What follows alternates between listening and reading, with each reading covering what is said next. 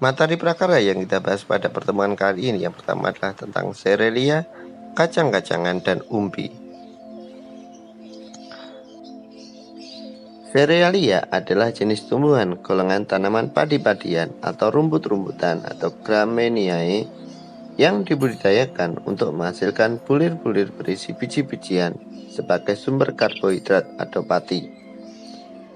Tumbuhan Cerealia adalah buah tipe khusus yang disebut dengan Caryopsis.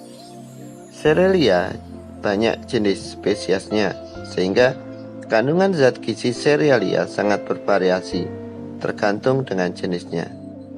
Tetapi umumnya Cerealia kaya akan karbohidrat, cukup protein, sangat rendah kandungan lemak, dan kaya akan serat kasar.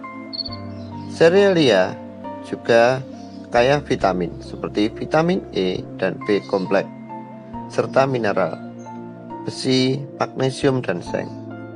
Meskipun setiap spesies memiliki keistimewaan, pembudidayaan semua Cerealia sama. Semua adalah tanaman semusim, yang berarti 1 kali tanam dan 1 kali panen, dan tumbuh baik di daerah yang beriklim sedang. Yang kedua adalah kacang-kacangan. Kacang-kacangan adalah biji berukuran lebih besar dibandingkan Cerealia, yang digunakan untuk bahan pangan manusia dan hewan ternak.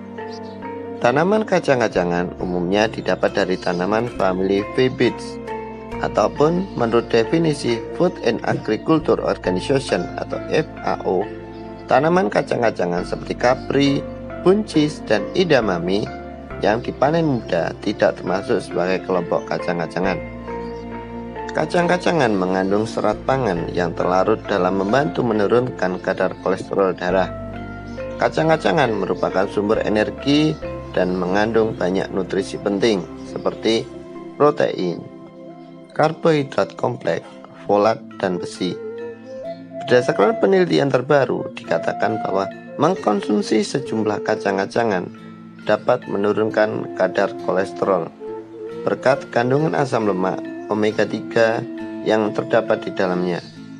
Bermanfaat bagi kesehatan manusia.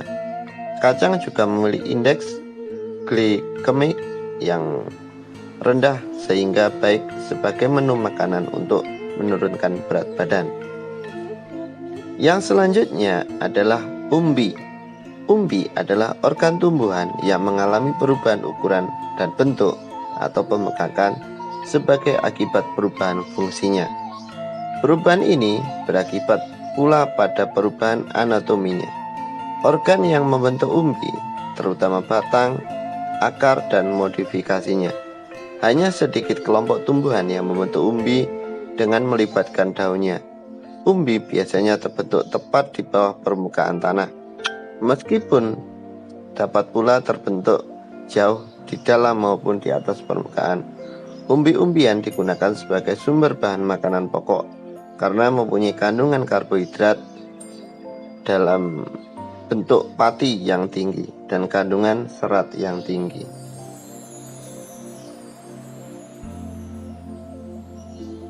Jenis dan manfaat Cerealia, kacang-kacangan, dan umbi.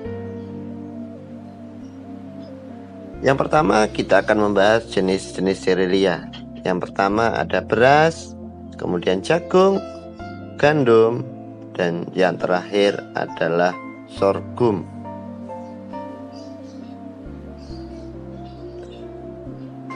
Jenis Cerealia yang pertama adalah beras. Beras adalah butir padi yang sudah dipisahkan dari sekam. Beras mengandung karbohidrat yang kaya akan zat gula dan glukosa. Rasa manis dari kandungan glukosa merupakan sumber energi yang bermanfaat bagi tubuh untuk melakukan berbagai aktivitas. Selain rasa manis dari beras, nasi cocok dipadukan dan berbagai lauk pauk yang membuat orang menggunakan beras sebagai makanan pokok.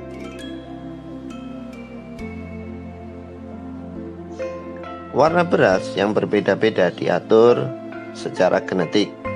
Akibat perbedaan gen yang mengatur warna aleuron, warna endosperma, dan komposisi pati pada endosperma. Beberapa jenis beras yang sering kita temui di Indonesia ada beras putih, beras merah, beras hitam, beras ketan, dan juga beras ketan hitam. Contoh serealia yang kedua adalah jagung. Jagung merupakan tanaman semusim. Satu siklus hidup jagung diselesaikan dalam waktu 80-150 hari. Paruh pertama dari siklus merupakan tahap pertumbuhan vegetatif dan paruh kedua untuk tahap pertumbuhan generatif. Indonesia dikenal dengan dua varietas jagung yang ditanam secara umum, yaitu jagung berwarna kuning dan juga jagung berwarna putih.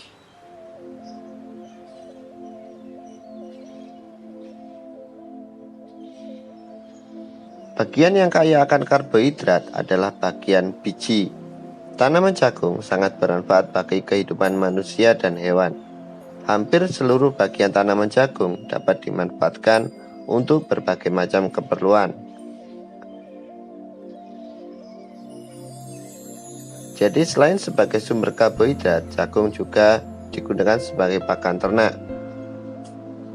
Diambil minyaknya dari biji, dibuat tepung biji yang disebut dengan tepung maizena, dan juga bahan industri lainnya.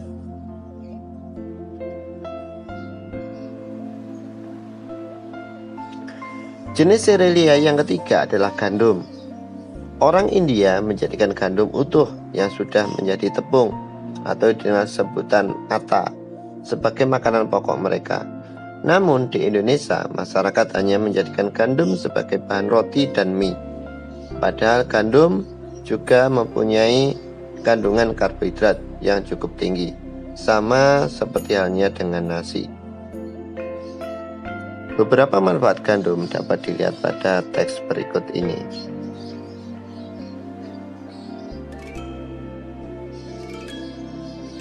Yang terakhir, contoh serealia adalah sorghum.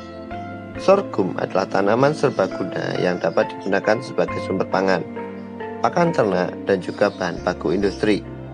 Tanaman sorghum mirip seperti tanaman jagung, namun tumbuh lebih tinggi dan cocok ditanam yang terdapat di daerah kering ataupun berair, dan tahan terhadap hama daripada tanaman sejenis. Dari segi gizi, sorghum mengandung karbohidrat, protein, dan kalsium, dan zat lain yang bermanfaat. Karena mengandung karbohidrat, sorghum bisa dijadikan bioetanol yang bisa digunakan sebagai bahan bakar. Sorghum bermanfaat mulai dari daun sampai dengan akar. Berikut ini adalah beberapa manfaat dari sorghum. Demikian pertemuan kita kali ini, dan sampai bertemu pada pertemuan selanjutnya.